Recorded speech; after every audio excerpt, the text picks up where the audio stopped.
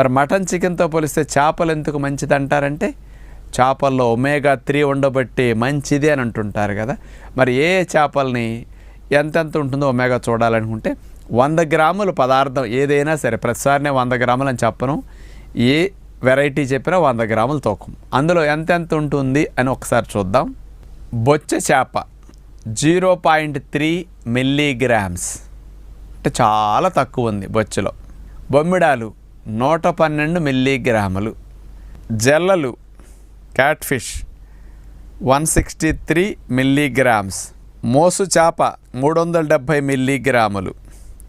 బంగారు తీగ 26 మిల్లీగ్రాములు. పులస కాస్ట్లీ చేప, ఈ పులస 313 మిల్లీగ్రాములు. వాలుగ చేప 98 మిల్లీగ్రామ్స్. మామూలుగా మనకి పీతలు దొరుకుతుంటాయి కదా,